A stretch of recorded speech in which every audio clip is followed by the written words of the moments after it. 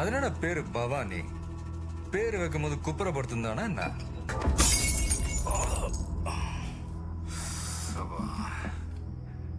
இதை பாரு, நான் திரும்பவும் சொல்றேன், எவனாச்சும் திருப்பி அடிக்கிறேன்னு கேனத்தனமா ஏதாவது பண்ணீங்க, உங்கால் சங்கிலியே சைனு போடுவேன். எப்படி? எங்க இன்னொரு பாட்டில வீசம் பார்ப்போம். அப்போ உனக்கு பவானிய நல்லா தெரியும். இப்ப நான் சொல்றத அப்படியே அவன்கிட்ட போய் சொல்வியா? பவானி பவானி பவானி பவானி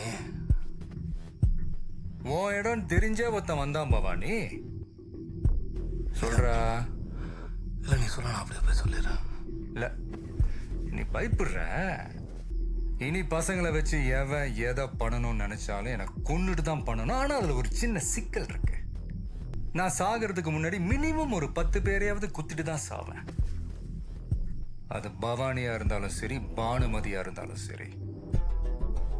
இது அப்படியே அவன்கிட்ட போய் சொல்வியா? என்ன பண்ற? இல்லப்பா, கதவை சாத்திட்டு போயிட்டான்பா. 1 மணி நேரமா என் கழுத்துல கத்தி வச்சு மாட்டிட்டு இருந்தா பண்ணிட்டு இருந்தேன். பவானி கழுத்துல வச்சது கத்தி இல்ல, பேனா. ஓ, இதெல்லாம் தெரியுது உனக்கு? அவன் மூட்டு போன பிறகு வந்து கதவை திறந்து சொன்னா திறப்பானா? ஆனா லெட்டர் போடுவோமா, ஐயா அன்புடன் கதவை திறங்க. நீ எப்படி அண்ணன் பஸ்ல ஜெயிக்க போற? உனக்கு எதுக்கு டென்ஷன்? ஜாலியா இருக்கலாம்ல. பின்ன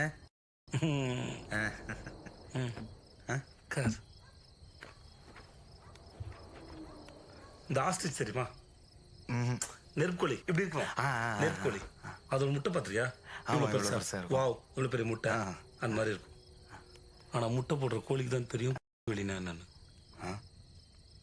நான் விளக்க சொன்னதுக்கு அப்புறம் கூட என் பக்கத்துல உட்காந்துருப்பியா? இல்லப்பா பட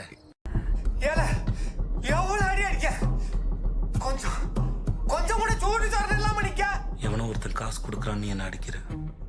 நான் உன்னை அடிக்காதன்னு சொல்றதுக்கு அவனோட உனக்கு நான் காசு நிறைய தரணும். என்கிட்ட காசு இல்லை, உனக்கு எவ்வளவு வேணுமோ அடிச்சுக்கோ. என்கிட்ட காசு வரும்போது உன்னை கூப்பிடுறேன். நானும் எத்தனை வருஷம் தான் வாரம் வாரம் நான் உயிர் வாழ்றத உங்ககிட்ட கப்பம் கட்டிட்டு இருக்க முடியும். அதான் இனிமேல் காசு கொடுக்கறதுன்னு முடிவுக்கு வந்துட்டேன். லேய், நீ என்ன பண்ணலாம் பண்ணக்கூடாதுன்னு நீ முடிவெடுக்க முடியாதுல்ல. நாங்க சொல்றத மூடிக்கிட்டு செய்யணும். எனக்கு எது சரின்னு படுதோ அதான் நான் செய்வேன்.